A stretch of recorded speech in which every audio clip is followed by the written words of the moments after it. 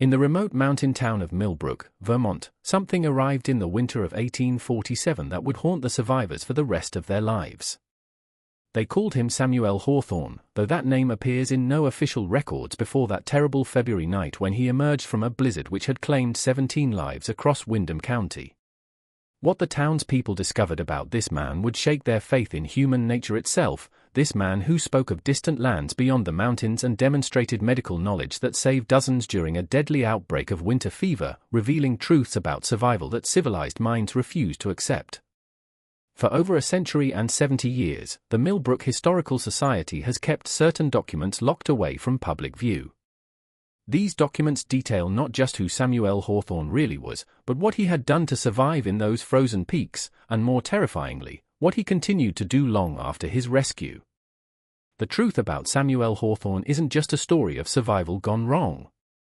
It's a testament to how far a human being can fall when civilization is stripped away, and how monsters can hide behind the masks of saviors while slowly converting entire communities to their twisted philosophy of existence. Before we continue with the story of Samuel Hawthorne and the winter that changed Millbrook forever, make sure to subscribe and hit that notification bell, because stories like this one dig deep into America's darkest historical secrets. And tell us in the comments what state you're listening from, because you might be surprised how many similar disappearances happened in your area during those harsh winters of the 1840s. The pattern of mysterious vanishings that followed Samuel Hawthorne's path through New England affected over 60 families across 4 states, and the authorities never connected the dots until it was far too late. The records I'm about to share with you come from sources that have never been digitized, never been made public, and for good reason. They contain details about human nature that most people aren't prepared to confront. Millbrook, Vermont in 1847 was the kind of place where everyone knew everyone's business, or so they thought. Nestled in a valley between the Green Mountains, roughly 40 miles northeast of Bennington, the town barely scratched 300 souls, most of them farmers, loggers, and their families trying to make an honest living from unforgiving land. The settlement had been established in 1789 by Revolutionary War veterans seeking cheap land and a fresh start. But by the 1840s, it had become one of those forgotten communities that existed in the gaps between larger towns, connected to the outside world only by treacherous mountain roads that became impossible for months during winter.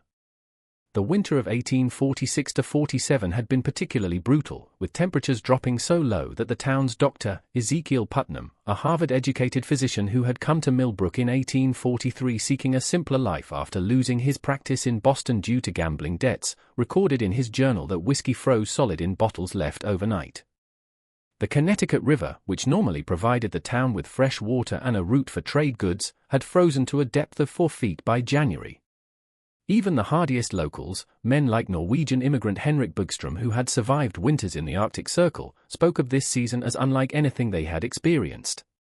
The town's heart was Main Street, a muddy thoroughfare in summer, a frozen wasteland in winter, lined with Jeremiah Prescott's General Store, a 2-story wooden building that served as the community's primary source of supplies and unofficial news center.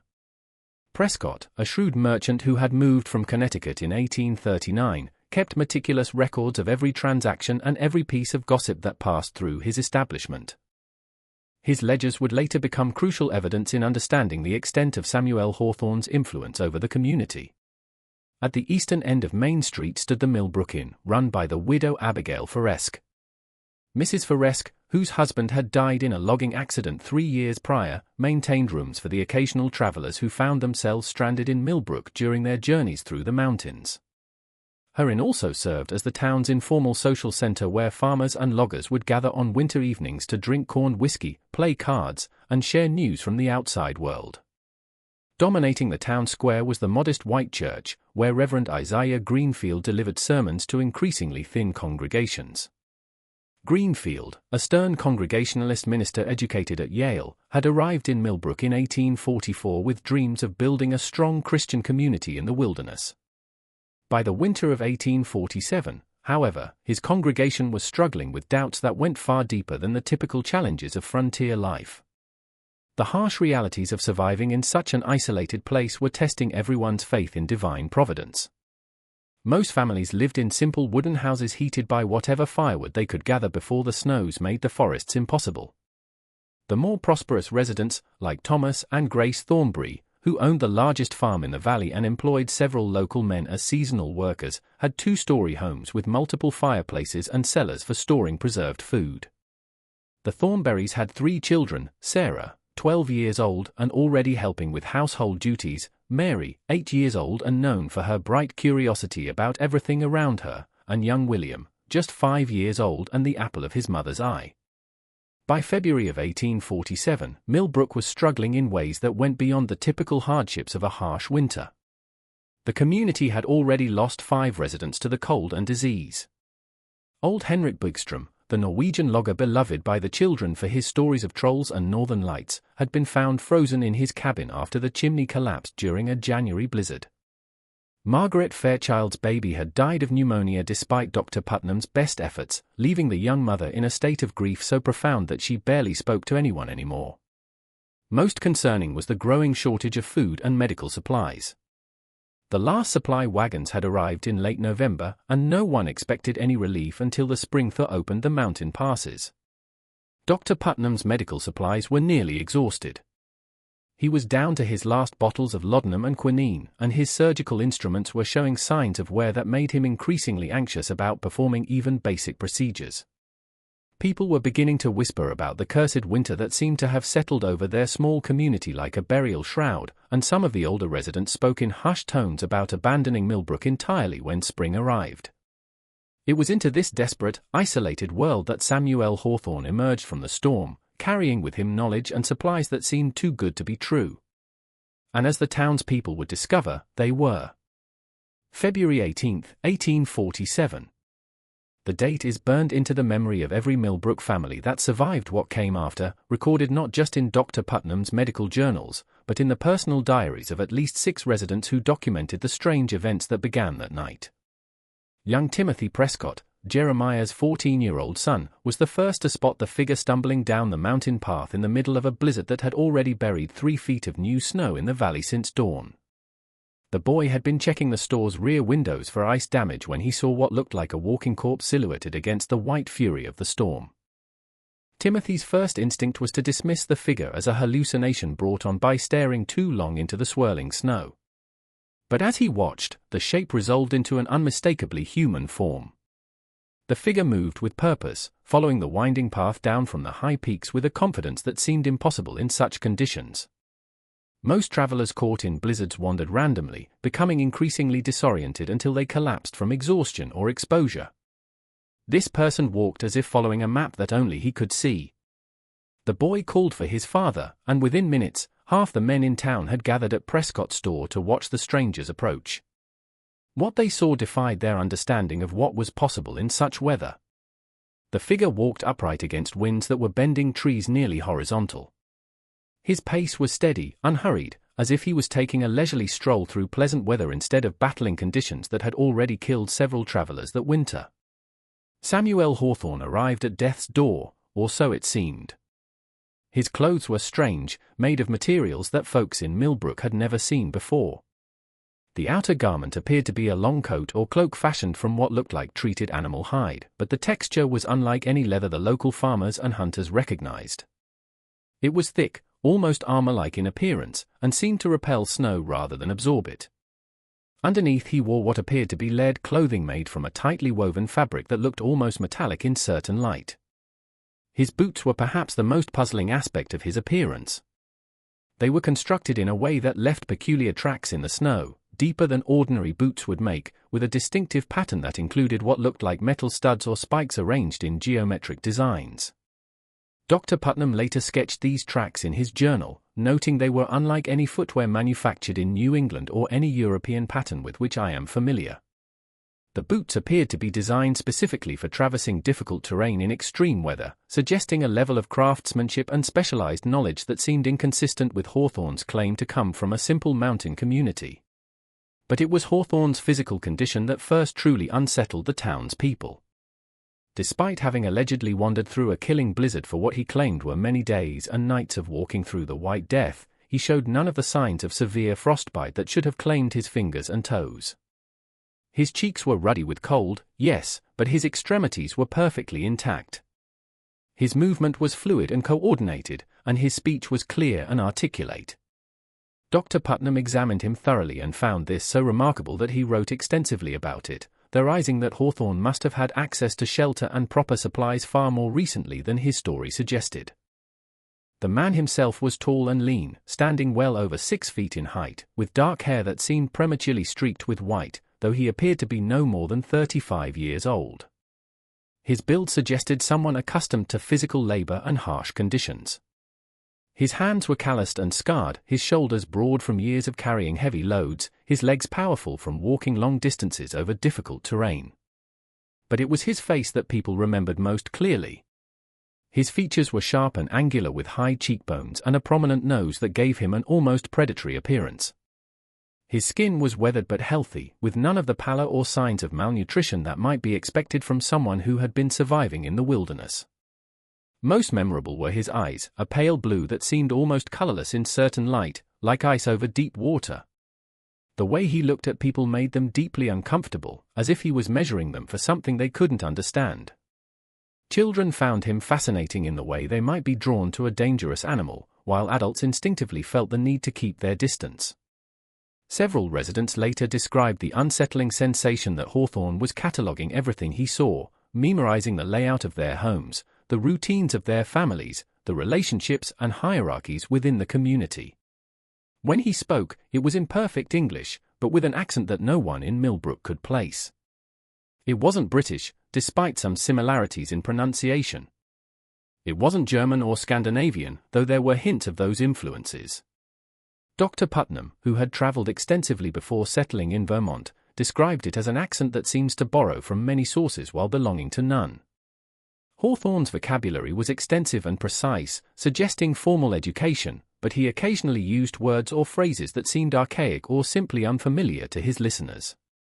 His story, when he finally told it, was both compelling and deeply unsettling. He claimed to come from beyond the Great Peaks, from valleys where the sun shines differently and the seasons follow older patterns. When pressed for specifics about this homeland, he would become vague, speaking of my people and the homeland across the white fields, where the old ways still guide the wise. He described a community that lived in harmony with the harshest aspects of nature, where survival depended not on fighting the wilderness, but on understanding its deeper rhythms and accepting its necessary cruelties. Children found him fascinating, gathering around whenever he spoke to listen to his stories of distant places and strange customs. Adults found him deeply unsettling, but couldn't quite articulate why. There was something about the way he moved, the way he observed everything around him, the way his pale eye seemed to see through people rather than simply looking at them that triggered instinctive alarm responses in anyone who spent more than a few minutes in his presence. The most disturbing aspect of Samuel Hawthorne's arrival, however, was what he carried with him. In a leather satchel that never left his side, a bag made from the same strange weather-resistant material as his clothing, he kept what he called his medicines and tools of survival. The contents of this bag would later become the source of the town's greatest nightmares. But in those first days, desperate as they were for any kind of help, the people of Millbrook welcomed what seemed like divine intervention in their darkest hour. That first night, as Hawthorne sat by the fire in the Millbrook Inn, warming himself with a mug of Mrs. Forestk's strongest coffee, he began to demonstrate the knowledge that would make him indispensable to the community. When young Sarah Thornbury began coughing violently, a symptom that had been growing worse over the past week and had Dr. Putnam worried about consumption, Hawthorne listened carefully to the sound and immediately diagnosed the problem as a respiratory infection caused by breathing too much smoke from poorly ventilated fireplaces. From his mysterious satchel, he produced a small vial containing a dark liquid that smelled of pine needles and something else, something sweet and organic that no one could identify. He instructed Sarah to take just 3 drops mixed with warm water before bedtime. Within an hour, her coughing had subsided significantly. By morning, she was breathing normally for the first time in weeks. Word of this miraculous cure spread through Millbrook like wildfire, and by the end of Samuel Hawthorne's first full day in town, half the community was lined up outside the inn, hoping for relief from various ailments that had been plaguing them throughout the harsh winter. Within days of his arrival, Samuel Hawthorne had established himself as Millbrook's unofficial second doctor, though his methods were unlike anything the town's people had ever witnessed. Dr. Putnam, initially skeptical of anyone who claimed medical knowledge without formal training, became grudgingly impressed with the stranger's diagnostic abilities and the effectiveness of his treatments. Hawthorne could diagnose ailments at a glance, identifying conditions that had puzzled Putnam for weeks. He knew exactly which herbs to gather even in the dead of winter, somehow locating medicinal plants buried under feet of snow. And most remarkably, his treatments worked with an efficiency that bordered on the miraculous. When little Sarah Thornbury developed what Dr. Putnam feared was consumption, the same disease that had killed 3 people in Millbrook the previous winter, Hawthorne prepared a strange concoction that involved boiling certain roots with what he claimed was preserved meat from mountain game, prepared according to the old traditions of my people. The process took several hours and required ingredients that Hawthorne produced from various containers in his seemingly bottomless leather satchel. The smell that emanated from his cooking pot was unlike anything the townspeople had encountered, sweet and sickly, with an underlying odor that reminded several residents of the time Henrik Bergstrom's body hadn't been found for nearly a week after his cabin chimney collapsed. Mrs. Foresk, who prided herself on her knowledge of cooking and preserving foods, couldn't identify any of the scents coming from Hawthorne's preparation.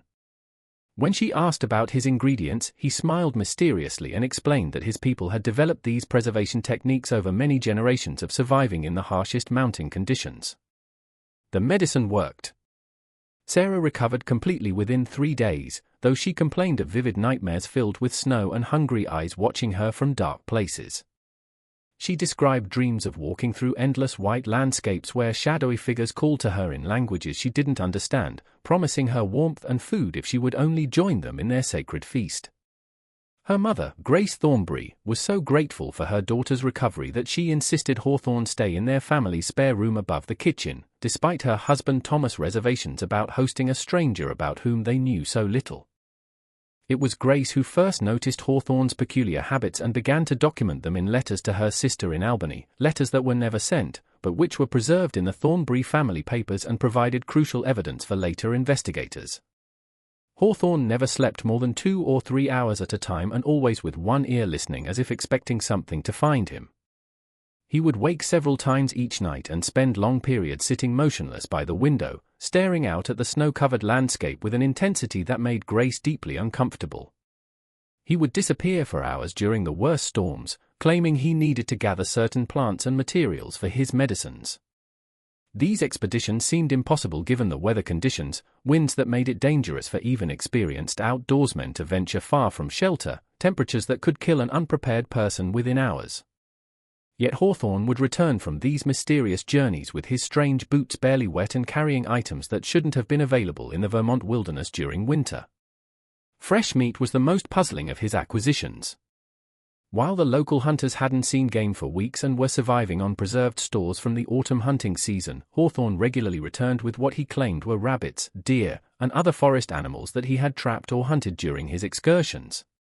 The meat looked fresh and was skillfully prepared, cut into precise portions that he claimed were traditional methods learned from his people. But several of the more experienced hunters in town noticed that the cuts didn't look quite right. The bone structure seemed wrong for the animals Hawthorne claimed they came from, and the meat itself had a texture and color that didn't match what they knew of local game. Dr. Putnam, whose medical training had included some study of anatomy, became increasingly suspicious of Hawthorne's game meat. During one of his examinations of the portions Hawthorne used in his medicines, Putnam noticed what appeared to be cuts of meat that looked remarkably similar to human muscle tissue. When he raised this concern with Hawthorne, the stranger laughed and explained that his people had developed techniques for preparing meat that could make even the toughest animals tender and nutritious. "You must understand, Doctor," Hawthorne said with his unsettling smile, "that survival in the true wilderness requires one to abandon the squeamish attitudes of civilized society. My people learned long ago that all meat is essentially the same. It provides the nutrients needed to sustain life regardless of its original source. The important thing is proper preparation and the spiritual attitude with which one consumes what nature provides." Grace found him one morning carefully cleaning what appeared to be a woman's silver locket, polishing it with a soft cloth while humming a tune she'd never heard, but which seemed hauntingly familiar. The melody was simple but deeply unsettling, with a rhythm that reminded her of funeral dirges she'd heard as a child. When she asked about the locket, he smiled that unsettling smile and said, "It belonged to a dear friend from home who couldn't make the journey, but whose spirit travels with me always." but Grace could have sworn she'd seen that exact locket before, around the neck of Rebecca Henley, the wife of merchant James Henley, who had disappeared with her husband during a trip to Albany the previous autumn. The Henleys had been traveling through the mountain passes when an early storm trapped them, and despite extensive searches by local authorities, no trace of them had ever been found. The locket was distinctive, silver with an intricate floral pattern that Rebecca's grandmother had brought from Ireland. Grace had admired it many times when the Henleys visited Millbrook for supplies. The stranger's room became a source of growing unease for the Thornbury family.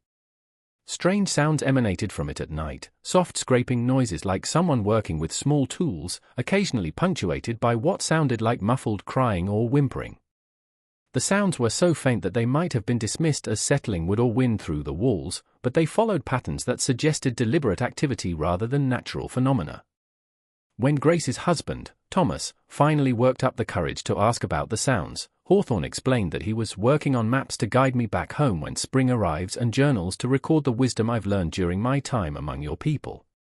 He showed Thomas elaborate drawings on what looked like treated animal hide marked with symbols and route notations that made no sense to anyone in Millbrook. The maps were incredibly detailed, showing topographical features, weather patterns, and travel routes through terrain that seemed far more extensive than anything visible from Millbrook. But the maps told a disturbing story for anyone who looked closely enough to understand their implications.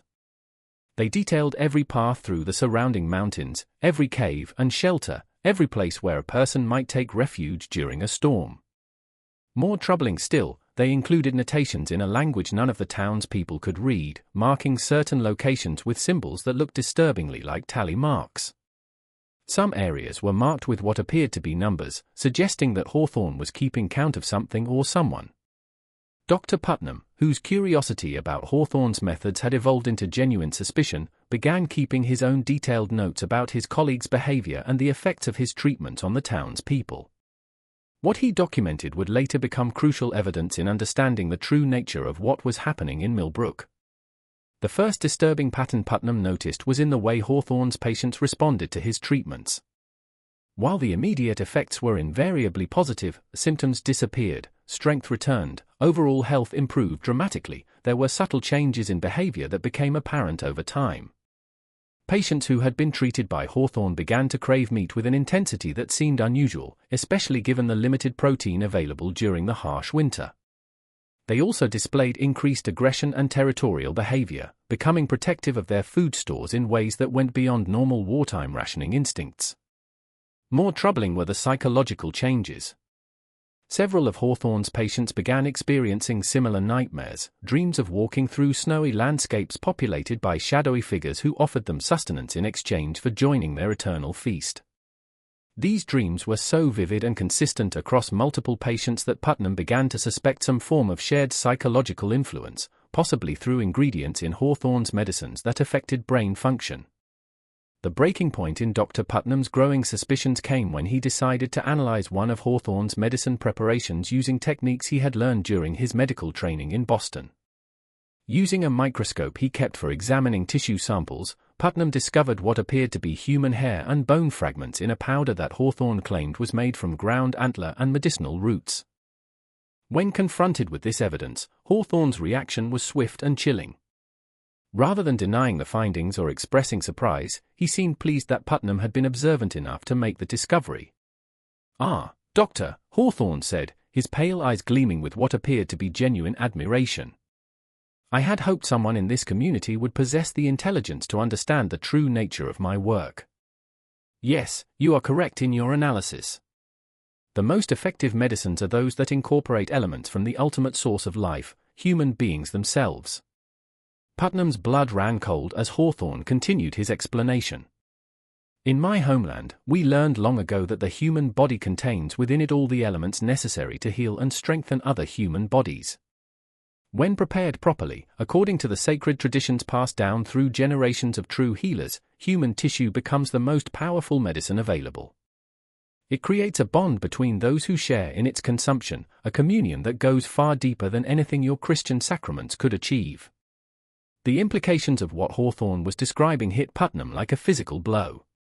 Not only was this man feeding human remains to the townspeople as medicine, but he was doing so as part of a deliberate plan to psychologically condition them to accept cannibalism as normal and even beneficial. The nightmares, the behavioral changes, the craving for meat, all of it was part of a systematic process of breaking down the psychological barriers that prevented civilized people from engaging in the ultimate taboo. As February melted into March, the situation in Millbrook took an increasingly dark and complex turn. Samuel Hawthorne's medical successes continued to mount, but so did the strange incidents and unsettling discoveries surrounding his presence. Dr. Putnam began keeping detailed notes about his mysterious colleague's methods, partly out of medical curiosity, and partly due to growing suspicions that something profoundly disturbing was happening to his community under the guise of healing. Hawthorne's medical kit contained instruments that Dr. Putnam had never seen in any medical textbook or surgical manual. There were scalpels with unusual curved blades designed for cutting in ways that seemed more suited to butchery than surgery, small saws with teeth arranged in patterns that suggested they were meant for cutting through bone rather than performing delicate operations, and various bottles containing powders and liquids that gave off odors unlike any known pharmaceutical preparations. When Putnam asked to examine these substances more closely, hoping to understand their composition and perhaps learn new techniques that might benefit his own patients, Hawthorne would deflect with elaborate explanations about family secrets passed down through generations of healers in the old country and sacred knowledge that loses its power when shared with those who haven't been properly initiated into its mysteries. The breakthrough in understanding Hawthorne's true nature came when young Timothy Prescott, the same boy who'd first spotted the stranger emerging from the blizzard, made a discovery that would change everything the townspeople thought they knew about their mysterious benefactor. While exploring the woods behind the Thornbury house, Timothy found what he first thought was an animal's den or perhaps a cave-in from an old mine shaft. The opening was partially concealed by fallen logs and accumulated snow, making it nearly invisible unless someone was looking directly at it from the right angle. But as Timothy investigated more closely, clearing away some of the debris to see how deep the depression went, he realized someone had been using the cave-like space as a carefully organized storage site. The opening led to a natural chamber in the hillside that had been expanded and modified to create a sophisticated cache for preserving materials and supplies. The walls were lined with what appeared to be treated animal hides, but the texture and appearance were unlike anything Timothy had seen local hunters produce. Inside this hidden repository, wrapped in the same strange leather-like material as Hawthorne's clothes, were items that made Timothy's blood run cold, and his hands shake as he unwrapped bundle after bundle of evidence pointing to something far more sinister than anyone in Millbrook had imagined. There were clothes, lots of them, men's work shirts, women's dresses, children's winter coats, all carefully folded and preserved, but damaged in ways that suggested they'd been cut away from their owners rather than simply discarded or outgrown. Some bore dark stains that Timothy, despite his young age, instinctively recognized as blood. The clothing represented styles and fabrics from different regions and time periods, suggesting that this collection had been assembled over several years from many different sources. More disturbing were the personal items.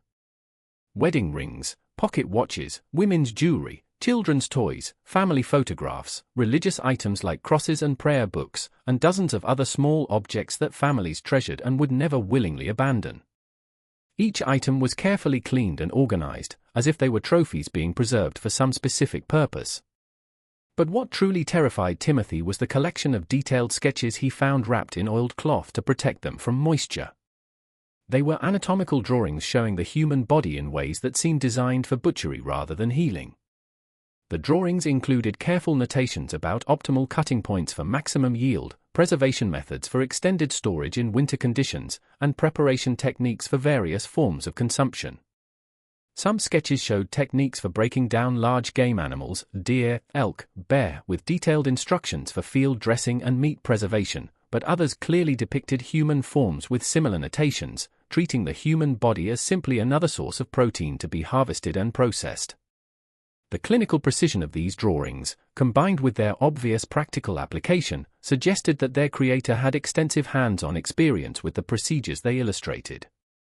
Timothy ran home and told his father, who initially dismissed the boy's story as winter fever imagination brought on by too many ghost stories around the fire. But Jeremiah Prescott was a practical man who had learned to trust his son's observations. And when Timothy led him to the cache, even he couldn't explain away what they discovered. The most chilling find was a journal written in the same careful handwriting that had created Hawthorne's maps. The entries were dated going back over 3 years, describing what the author called expeditions into the mountains and encounters with traveling parties and isolated families. The journal detailed these encounters with clinical precision, describing the author's growing expertise in field preservation of resources and maintaining supplies during extended isolation periods. As Jeremiah read through the entries, a horrifying pattern emerged. The journal described a systematic process of stalking and trapping travelers, particularly families or small groups who were vulnerable to the harsh mountain conditions. The author had developed sophisticated techniques for approaching potential victims under the guise of offering assistance, then isolating them in locations where they could be killed and processed without risk of discovery. One entry dated nearly 18 months before Hawthorne's arrival in Millbrook described an encounter with a family of 5 traveling to Albany for the father's work as a mill supervisor. The journal detailed how the author had offered to guide them through a mountain pass that would save them several days of travel, only to lead them into a trap during a storm. What followed was described with the clinical precision of a medical procedure, detailing how each family member had been killed and their bodies processed for meat and other useful materials. The journal revealed that this wasn't random violence or simple murder for robbery. It was a calculated system for obtaining human flesh for consumption and for use in the medicines that Hawthorne had been administering to the people of Millbrook. The author described human meat as the most nutritionally complete protein available and detailed various methods for preserving and preparing it for both immediate consumption and long-term storage. Most disturbing of all were the entries describing the psychological effects of consuming human flesh, both on the author himself and on others who had been gradually introduced to the practice.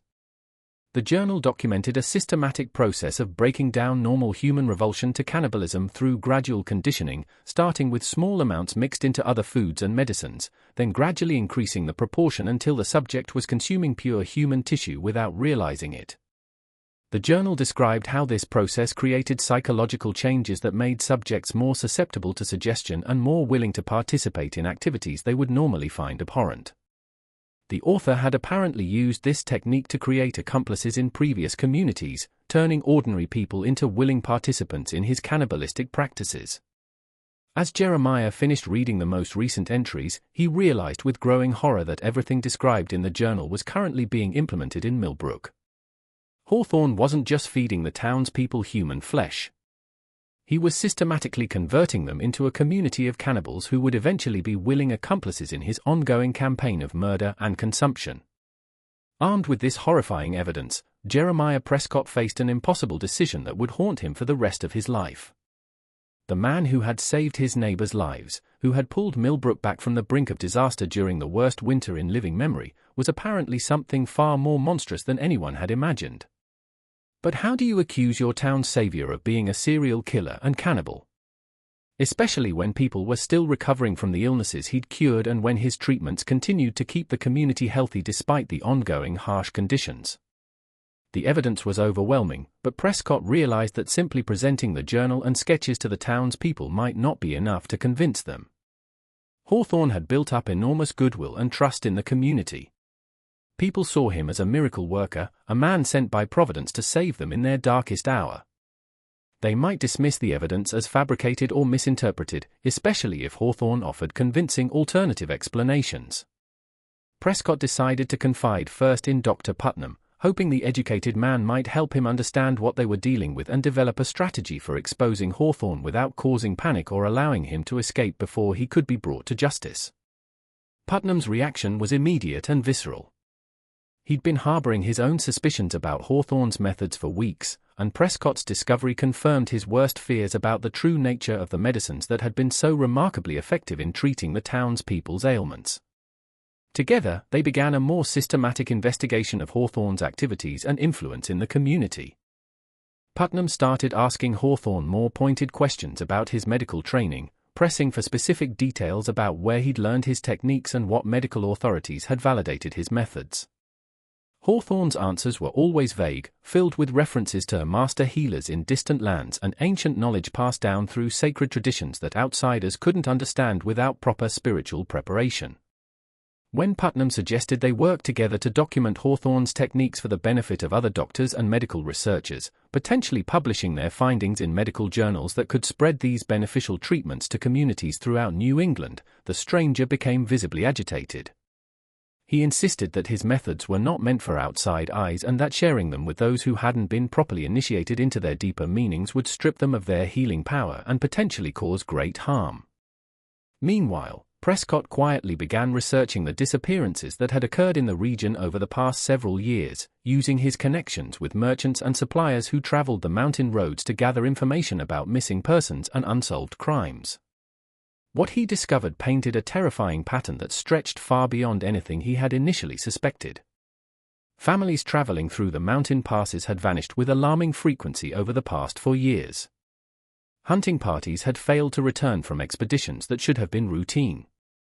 Lone travelers had simply disappeared into the wilderness, leaving behind only occasionally abandoned wagons or campsites that looked as if they'd been hastily vacated. In each case, the disappearances had occurred during winter months when harsh weather made extensive searches impossible and when bodies might not be discovered until spring thaw, if ever. The most chilling discovery came when Prescott found records of similar incidents stretching back over 7 years, following a trail that seemed to move systematically through different regions of Vermont, New Hampshire, and western Massachusetts. Each area would experience a period of mysterious disappearances lasting 2 to 3 years, followed by reports of helpful strangers who appeared during times of crisis, someone with medical knowledge and survival skills that seemed almost too convenient to be coincidental. In the mountain town of Grafton, Vermont in 1844, a mysterious healer named Samuel Hawthorne had appeared during a diphtheria outbreak, saving dozens of lives before disappearing in spring along with several families who had supposedly decided to seek better opportunities elsewhere. In North Conway, New Hampshire, during the harsh winter of 1845, a man calling himself Samuel Blackthorne had provided crucial assistance during a food shortage, only to vanish when investigators began asking questions about his background and methods. The pattern was identical in each location. Arrival during a crisis, establishment of trust through effective medical treatment, gradual introduction of strange practices and medicines, and eventually either the conversion of the entire community to his twisted philosophy or the elimination of witnesses, followed by relocation to a new hunting ground. Dr. Putnam made his own disturbing discovery while conducting a more thorough examination of some of Hawthorne's preserved medicines. Using chemical tests he had learned during his medical training, Putnam confirmed his worst suspicions about the true composition of these miraculous treatments. The medicines contained not just human tissue, but tissue from multiple individuals, suggesting that Hawthorne had access to a large supply of human remains that he was systematically processing for various purposes. More horrifying still was Putnam's realization that the medicines were designed to be psychologically addictive. Chemical analysis revealed compounds that affected brain function in ways that made patients crave continued treatment while simultaneously making them more susceptible to psychological manipulation. The miraculous recoveries weren't just the result of effective medicine. They were the product of a sophisticated system of chemical conditioning that made patients dependent on their healer while gradually breaking down their moral resistance to increasingly disturbing practices.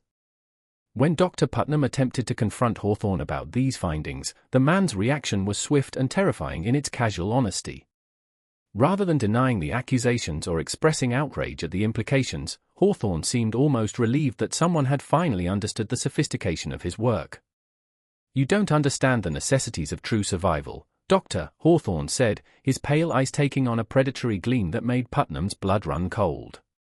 "In the places I've been, in the situations I've faced, one learns that the boundaries between medicine and other necessities become meaningless when survival is at stake. The human body provides what the human body needs if one has the knowledge and the will to use it properly." Hawthorne continued his explanation with the calm precision of a professor delivering a lecture to interested students. "Your civilized society has created artificial taboos around the most natural and efficient forms of sustenance. My people learned long ago that these taboos are luxury attitudes that only the weak and well-fed can afford to maintain. When winter comes, when food runs out, when death stalks every household, such squeamishness becomes not just foolish, but actively harmful to survival." Putnam left that conversation convinced that Samuel Hawthorne wasn't just a killer. He was something far worse. He was a cannibal who had perfected his methods over years of practice, using medical knowledge to justify and refine his horrific activities while developing techniques for converting entire communities to his twisted worldview. The situation in Millbrook began to escalate rapidly as more townspeople started exhibiting the behavioral changes that Putnam had observed in Hawthorne's patients. The craving for meat became more pronounced, with several families reporting that their members would wake in the middle of the night to consume whatever protein they could find, often eating it raw.